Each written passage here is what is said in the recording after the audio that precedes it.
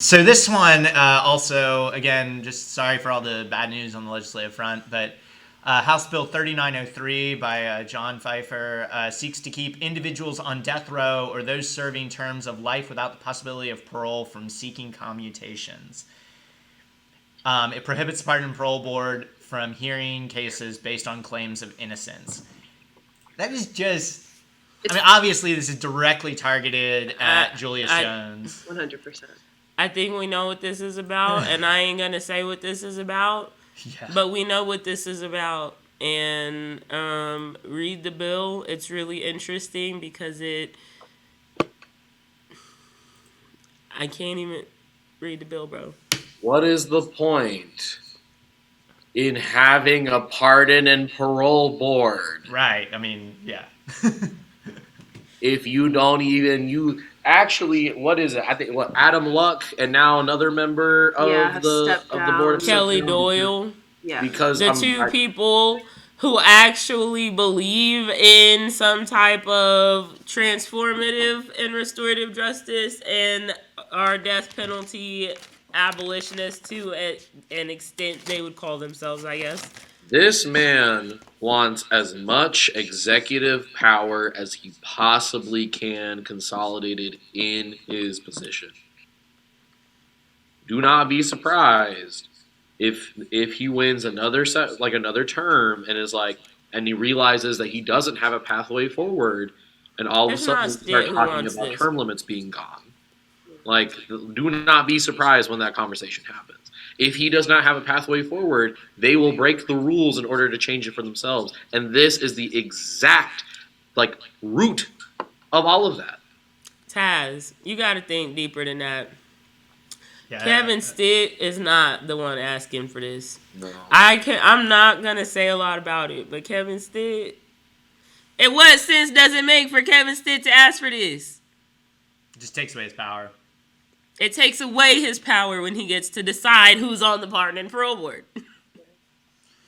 Yeah, this one's specifically just about... I mean, this is purely these hyper pro-death Republicans. That it's obvious. It's obvious. We don't even gotta say it. I know. It's I will say it just as the resident white person. It's I'm amazed this bill doesn't have an exception for white folks. That's read the bill. Read the bill. Oh my fucking god. Read the bill. And the whole prohibiting cases based on the claims of innocence is just their fancy way of saying that Oklahoma courts never make mistakes. If you were convicted, you 100% did it. There's no chance in hell that we made a mistake. When we know for a fact that it can't be true. We have one of the highest prison populations in the world.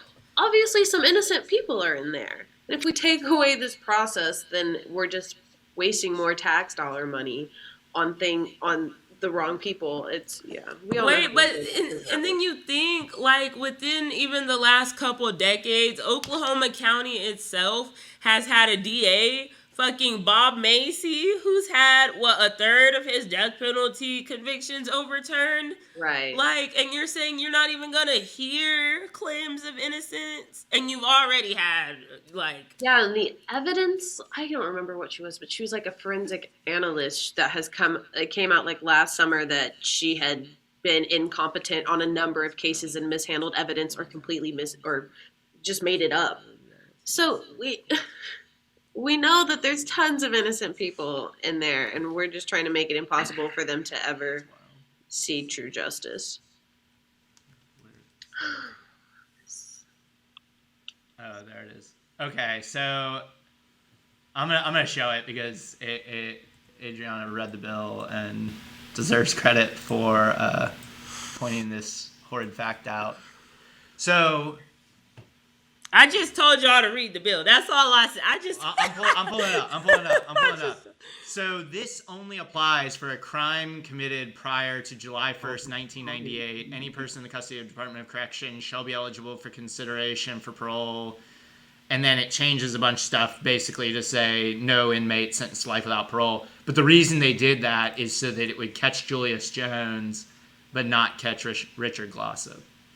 So, because his crime was before 1998. So they literally did an exception for the one white guy who might be innocent. It's fucking insane. Yeah. But it's not unbelievable. So gross.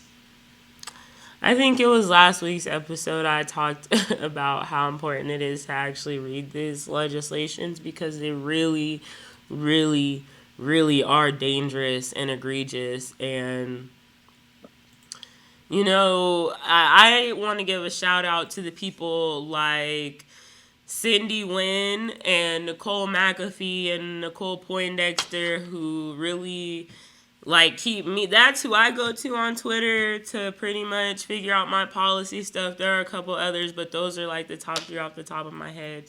Aside from the legislators themselves, like Mari Turner and lots of conversations with Representative Rosecrans.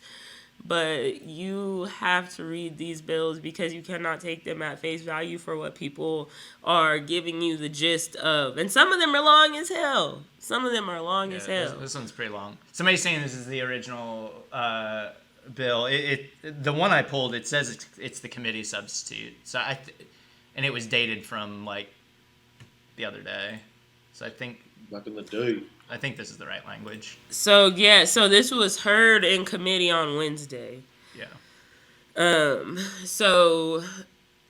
There it is. Yeah, it's right there in the first section. The July 1998. Yeah. So. Anyway, it's super important, guys. We got to read these bills because you can't fight. You can't fight an invisible demon. If you don't know what you're fighting, you can't fight it. And this is something that completely snuck up on a lot of people. And we were kind of like, what the fuck? But I mean, hopefully Stitt would veto this. I mean, he's gonna be like, oh no, my power. The dates actually come from the reform of the 85% rule.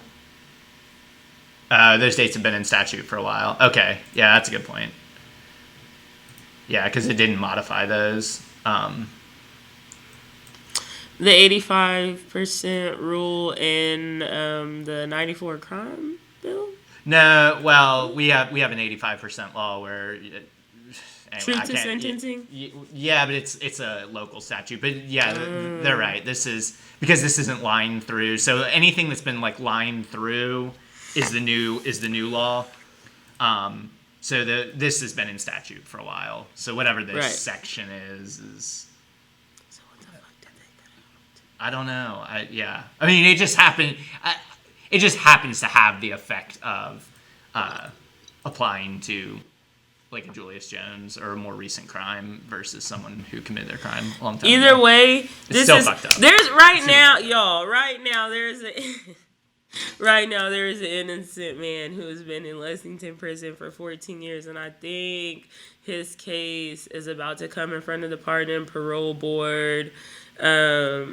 In the next year or so. Innocent man, even the victim's brother, who was a suspect, said that this man was not the killer. And like this bill will make it to where he can never get heard for innocence. And he's an innocent black man who's been in prison for 14, almost 15 years. Yeah. Like, what? Yeah, no, the law is just, I mean, it's so horrible. Just the idea of this system that we know is horribly broken can't make more mistakes. Thanks for watching our video. Please give it a like and hit that subscribe button for more content. If you want to engage with us, follow us on Facebook, Twitter, Twitch, and Instagram.